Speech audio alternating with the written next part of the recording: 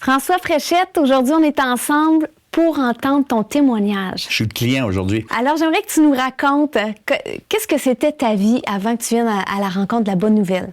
Écoute, moi, là, j'ai grandi dans la religion québécoise, c'est-à-dire catholique. J'ai reçu les sacrements, mais dès tout jeune, j'avais comme un fardeau, une inquiétude par rapport à la mort et ce qu'il y a après.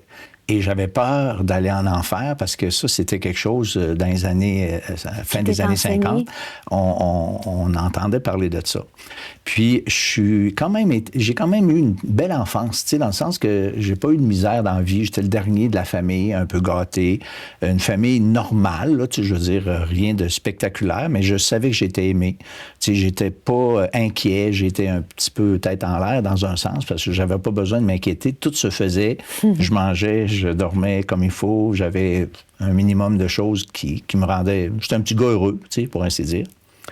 Mais cette inquiétude-là a continué, cette recherche de savoir où je vais aller parce que j'avais vraiment la crainte de la mort. J'avais pas peur de mourir dans ça, comme ça, mais j'avais vraiment une inquiétude. Est-ce qu'il y a de l'autre bord? Après la mort. Okay. Puis je me rappelle, à un moment donné, mon grand-père qui est décédé, qui restait juste en haut de chez nous. Mon papa, il avait une maison avec un revenu.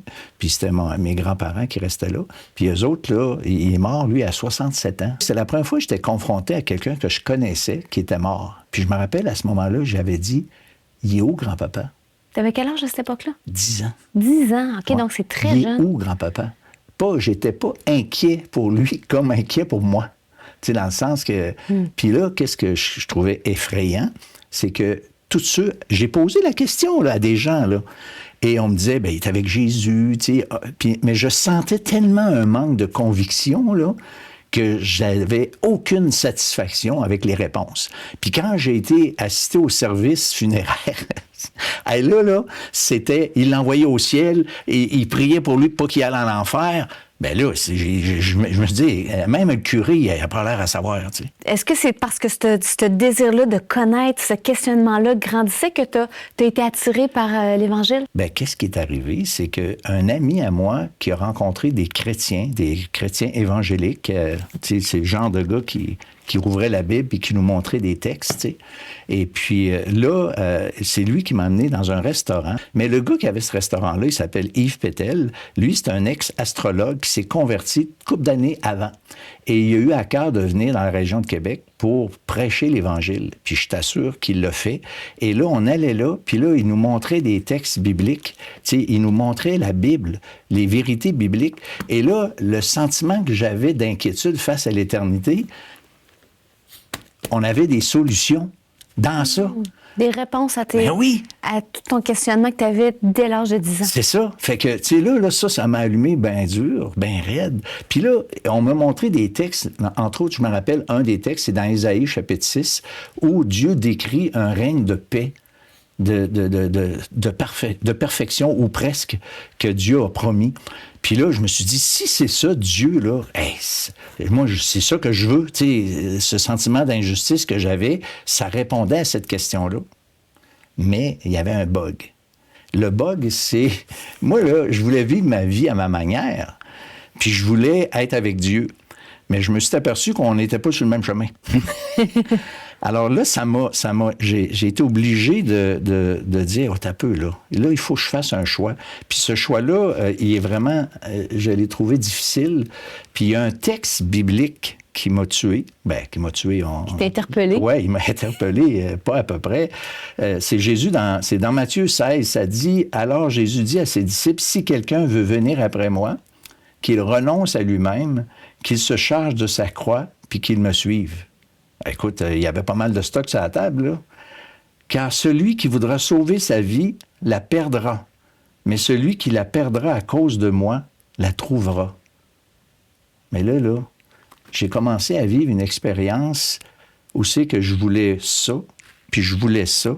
Mais c'est comme le gars qui est à Québec, puis il ne sait pas s'il veut aller en Gaspésie. Il veut aller en Gaspésie, puis il veut aller à Montréal. Mais à un moment donné, il va falloir qu'en sortant du pont, qu'il se branche.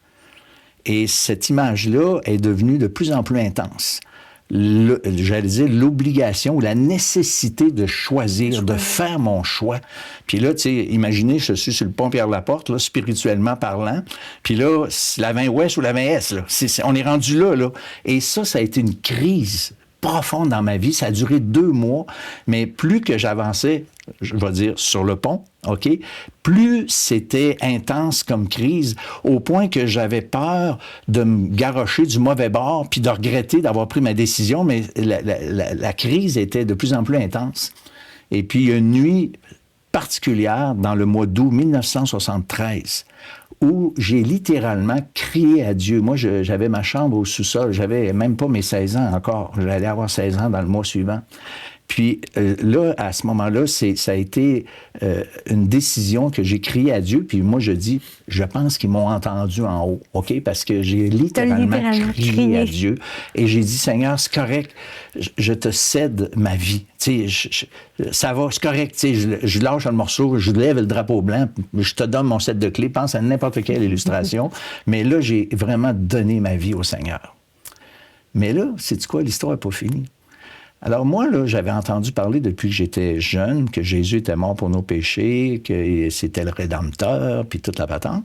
Puis on m'en avait parlé, là, le gars qui m'expliquait l'Évangile, il m'en avait parlé, mais ça l'avait pas, j'avais pas saisi l'essence de la croix, exactement.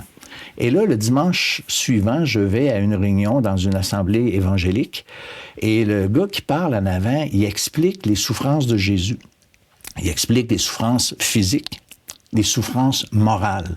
On connaît les souffrances physiques, beaucoup sont touchés par le fait comment Jésus a souffert. Les souffrances morales, ben là, tu sais, je veux dire, c'est rejeté de son peuple, renié par un de ses disciples, vendu par un autre, et ont tout foutu le camp, et ça, c'est dramatique. Mais le cœur de l'Évangile, c'est même pas ça.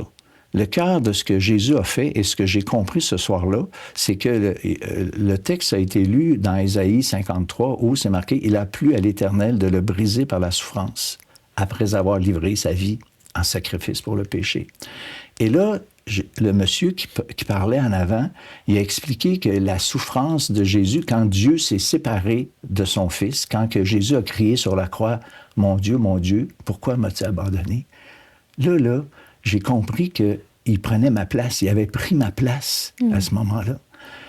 Et là, j'ai dit, ben là, c'est tellement important. J'ai comme réalisé que l'essentiel, là, c'était ça. Tu sais, donner ma vie, là, ça, c'était mon combat à moi. Oui. Mais... Lui, il l'avait déjà donné pour toi. Lui, il l'avait déjà donné, tu comprends? Et là, ça l'a fait en sorte que j'ai sorti de là avec une paix, mon ami. Là. C'était extraordinaire. Puis, après ça, ben moi, j'ai voulu servir Dieu. J'ai voulu marcher avec lui. J'ai voulu aussi partager le message. Ça m'a saisi, j'allais dire, dès les premiers jours où j'ai eu ce désir de partager ce message-là. Je vois encore l'émotion dans tes yeux d'avoir goûté à ça, à ce pardon-là, cet amour-là de Dieu à travers la croix. C'est ça. Bien, merci, François. Ça me fait plaisir.